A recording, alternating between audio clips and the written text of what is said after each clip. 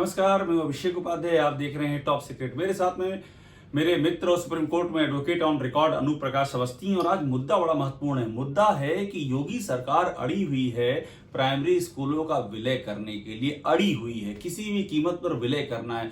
सवाल उठ रहे हैं कि योगी सरकार को प्राइमरी टीचरों से समस्या क्या है? सारे नियम कानून उन्हीं पर लाते हैं आप।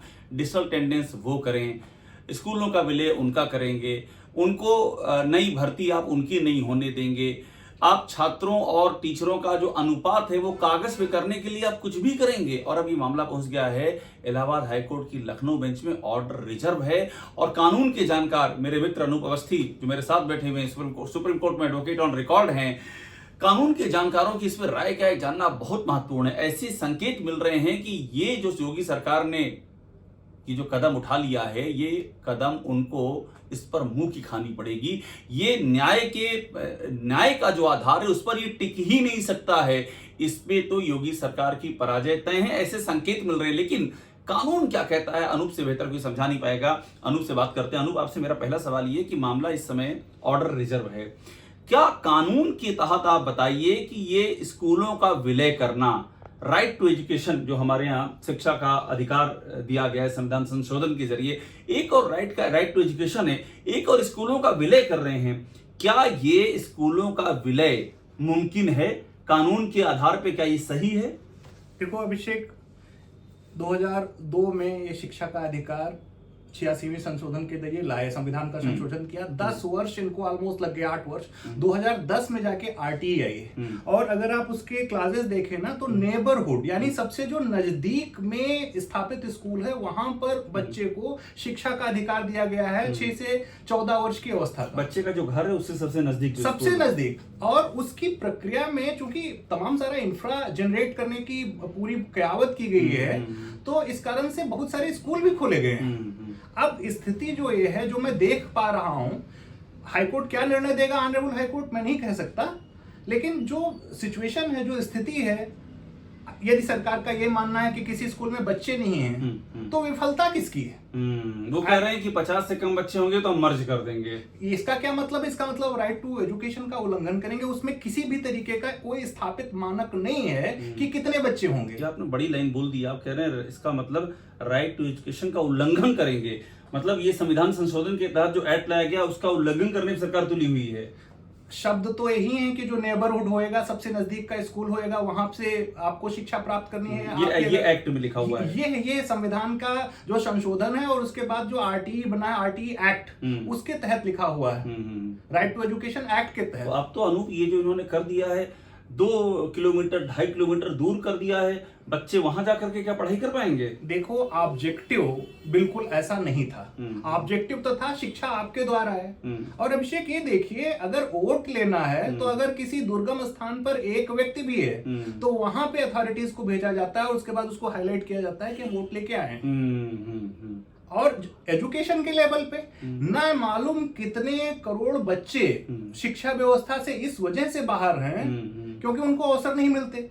अब हमारे संविधान ने अगर किसी को शिक्षा का अधिकार दिया है और उसके साथ साथ पोषण और बहुत सारी और व्यवस्था कराई है, तो आप बच्चे को केवल शिक्षा से दूर नहीं कर सकते। बच्चे को एक अच्छा नागरिक बनने की जो प्रक्रिया है उसका हिस्सा बनने से वंचित कर रहे हैं। तो मुझे लगता है बिल्कुल भी उचित कदम नहीं है। तो ये बताइए कि आपने एक बड़ी बात की, आपने कहा कि राइट टू एजुकेशन की जो मूलभूत भावना है नेबरहुड वाली, एकदम नजदीक में बच्चे को पढ़ाइए, जब ये उसका उल्लंघन है अनूप, तो ये कोर्ट में लीगली कितना टेनेबल होगा? मैं एकदम न्याय की अवधारणा पे आपसे बात कर रहा हूं।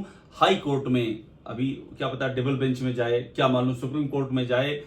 कोर्ट के जो कोर्ट का आधार है, जो न्याय का आधार है, कानून का जो आधार है, वहां ये कितना टिकेगा ये कदम योगी सरकार का? ऑनरेबल कोर्ट क्या फैसला करेगी उस पर कोई टिप्पणी करना उचित नहीं है। इसका लीगल आधार क्या है वो जरूर मैं बता बस वही समझे, लीगल आधार बताइए। जो इसका वैधानिक आधार है उसके हिसाब से स्कूल बंद नहीं किए जा सकते। वैधानिक आधार बंद नहीं किए जा सकते। ये कैसे कह रहे हैं? ये मैं इसलिए कह रहा हूं कि अगर कोई स्कूल है, वहां पर टीचर हैं, इंफ्रा है और बच्चे नहीं हैं, तो ये किसका फेलियर है? ये व्यवस्था ये सवाल उठेगा वहां पर, ये सवाल उठेगा कि आप जो आपने लॉजिक लिया है, आधार लिया कि बच्चे नहीं, तो ये फेलियर किसका, ये सवाल उठेगा। बिल्कुल बिल्कुल, ये वहां की जो व्यवस्था है उसका फेलियर।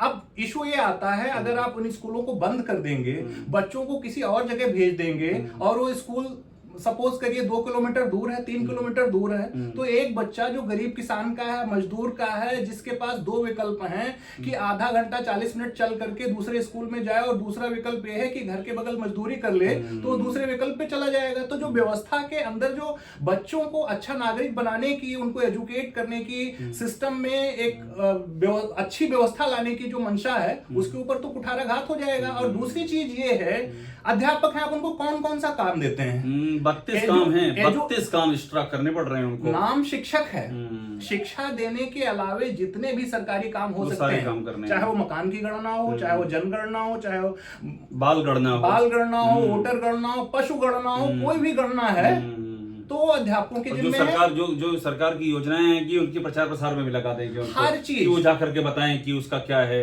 इम्प्लीकेशन। वो झाड़ू पोछे का इंतजाम करें, वो मिड डे मील दें, वो भवन बनवाएं, सब काम वो करें और पढ़ा भी ले। तो कहीं पे ये फोकस नहीं है कि वो पढ़ाएं भी, सब कुछ सरकार उनसे करवाना चाहिए। अब इसका दुष्परिणाम क्या होगा? अगर बच्चों की कमी जो दिखाई गई है कागज में, उसके जरिए विंडो ड्रेसिंग का प्रयास अगर ये हो रहा है तो बहुत अनुचित है। दूसरा चीज, अगर एक्चुअल में ये क्लोज कर रहे हैं और नई जगह पे जा रहे हैं, क्लोज कर रहे हैं, उन्होंने कई क्लोज कर दिए हैं और कहा जा रहा हजारों स्कूल बंद होंगे, हजारों रसोइयों की नौकरी जाएगी, कितने बच्चे शिक्षा से वंचित होंगे, इनके स्कूल छूटेंगे, इसका अभी कोई अनुमान नहीं, लेकिन वो भी बड़ी संख्या हो सकती है। अभिषेक, एक और भी चीज होगी, कोई अध्यापक जहां पे पढ़ा रहा होता है वहां तक जाने के लिए उसने व्यवस्था कर रखी होती है। अगर वो दूर से आ रहा है तो उसने टैक्सी लगा रखी है, कार पूलिंग कर रखी है, नजदीक का है तो जल्दी पहुंच जा रहा है। और बहुत सारे ऐसे स्कूलों में जहां पे अध्यापक अपनी जेब से पैसा खर्च करके भी शिक्षा की गुणवत्ता बनी रहे, इसका भी प्रयास करते रहे। बहुत सारे ऐसे उदाहरण आए हैं। तो जो शिक्षक बड़े डेडिकेटेड तरीके से पढ़ाते हैं, उनके ऊपर उसका बहुत निगेटिव प्रभाव पड़ेगा। और अगर ये स्कूल बंद किए जाते हैं और आपको दूर जाना पड़ता है, तो केवल बच्चा ही दूर नहीं जा रहा है, अध्यापक भी दूर जा रहा है। और जो पूरी पढ़ाने की जो व्यवस्था है ना, उसमें आमूल चूल परिवर्तन की जगह वो धराशायी हो जाएगा, उसकी चूलें मिल जाएंगी। एक बात और बताइए अनूप, कि ये कोर्ट में सरकार कह रही है कि हम संसाधन जो है वो बेहतर हो, हमारा इंफ्रास्ट्रक्चर बेहतर हो, इसके लिए हम ये कर रहे हैं कि बच्चों को हम ये छोटे 50 से कम वाले स्कूल बंद करेंगे, उन स्कूल में भेजेंगे, अच्छे संसाधन होंगे, अच्छी गुणवत्ता होगी। ये किस तरह के तर्क हैं? क्या सरकार ये कहना चाह रही है कि अभी के जो स्कूल हैं उनमें गुणवत्तापूर्ण शिक्षा प्रदान करने के जो सरकारी प्रयास हैं उनमें कोई कमी है? क्या ये कहना चाह रही है? तर्क से तो यही संसाधन की बात कर रहे हैं। संसाधन तो उपलब्ध हैं। संसाधन को उस स्कूल तक ले जाकर के इस रूप में बनाना कि वहां बच्चे आ जाएं। अगर ये ऐसा है कि जहां पे स्कूल है वहां बच्चे ही नहीं हैं, 2-3 किलोमीटर तक सब कोई जनसंख्या ही नहीं है, स्कूल बना दिया गया, तब तो दूसरी बात है। लेकिन अगर ऐसा है और स्कूल बंद इसलिए किए जा रहे हैं कि उस पर्टिकुलर स्कूल में बच्चों की उपस्थिति कम है, 50 से कम बच्चे हैं, तो इसका मतलब है अगर छोटा सा कोई पुरवा होगा, छोटा सा कोई गांव होगा जिसमें आबादी 100 या 200 की होगी और उसमें रहने वाले बच्चों को अपने सबसे नजदीकी स्कूल में पढ़ने का अधिकार नहीं है, यही तो कहना हुआ। अगर किसी वजह से नंबर 50 ना होकर के 49 हुए या 40 हुए तो आप वहां पढ़ाएंगे नहीं? ये क्राइटेरिया कैसे हो सकता है? सबसे जो बहुत चिंताजनक बात यह है कि ध्यान होना चाहिए हर बच्चे का विकास, हर एक इंडिविजुअल, एक एक बच्चे के कैरेक्टर पे, उसकी एजुकेशन पे, उसके पूरे शारीरिक और मानसिक विकास पे फोकस करना। उसकी जगह पे आप नंबर्स पे फोकस कर रहे हैं, तो ये फोकस कहीं मिसगाइडेड हुआ जा रहा है। मुझे लगता नहीं कि न्यायिक व्यवस्था में जो जुडिशियल स्क्रूटिनी है उसमें ये फैसला टिकेगा। एडमिनिस्ट्रेटिव कन्वीनियंस को आप बच्चों के, शिक्षक के भविष्य पे और बच्चों के भविष्य पे, दोनों पे के ऊपर उसको प्रायोरिटी नहीं दे सकते आप। एक बात और बता दीजिए मुझे अनूप आखिर में, कि यहाँ तक हो रहा है कि चूंकि अध्यापक विरोध कर रहे हैं जी, उनको नोटिस दी जा रही है कि नहीं आप कैसे विरोध कर रहे हैं, कैसे, मतलब क्या लोकतंत्र में वो अपनी जायज मांगों के लिए विरोध करते हैं, तो क्या उसके लिए भी आप नोटिस देंगे? देखिए, भारतीय संविधान आपकी किसी भी जायज मांग के लिए विरोध करने का आपको अधिकार देता है, संविधान अधिकार देता है। और केवल इस वजह से कि कोई एडमिनिस्ट्रेटिव इनकन्वीनियंस हुआ जा रहा है, मुझे लगता है कि जुडिशियल स्क्रूटिनी में तो नहीं रुकेगा इस तरीके का कोई एक्शन। जुडिशियल। एक बात और बता दीजिए कि आपने एकदम ठीक कहा कि माननीय न्यायालय क्या फैसला देगा हम लोग को नहीं पता और उस पर एंटिसिपेट करना भी नहीं चाहिए, लेकिन अगर ये मामला और भी ऊपर लेवल पर जाता है, अगर ये मामला उच्चतम न्यायालय तक जाता है, क्या कोई नजीर जैसा भी इस पे फैसला आ सकता है? देखिए, जो प्रयास किया है अभी गवर्नमेंट ने, वो भारत ने जो इंटरनेशनल ट्रीटीज साइन कर रखी हैं, यूनेस्को में भी आरटीई है, राइट टू एजुकेशन है यूनेस्को में। जी हाँ, पूरी व्यवस्था, मतलब बच्चों को स्कूल के अंदर आने का अवसर मिले, उनको पोषण मिले, उनका भौतिक और मानसिक विकास हो, ये व्यवस्था है न केवल भारत में बल्कि जो अंतरराष्ट्रीय संधियां ये कर रखी हैं इन्होंने, उसमें भी उन सब का उल्लंघन होने जा रहा है। वहां तक की बात जाएगी, बिल्कुल जाएगी, बात निकलेगी तो फिर दूर तक जाएगी, दूर तक चले जाएगी और उसके अलावा दूर तक प्रभावित भी करेगी और नुकसान भी करेगी। बिल्कुल। बहुत बहुत धन्यवाद अनूप हमसे बात करने के लिए। अनूप प्रकाश अवस्थी, सुप्रीम कोर्ट के एडवोकेट ऑन रिकॉर्ड, इन्होंने बड़ी मजबूती से बातें सामने रखी हैं और एकदम क्लियर कह दिया है कि जुडिशियल टेस्ट है वहां पर जुडिशियल स्क्रूटनी में ये मामला टिकेगा नहीं और इसीलिए ये तय माना जा रहा है कि आखिरकार योगी सरकार को अपने कदम पीछे खींचने पड़ेंगे।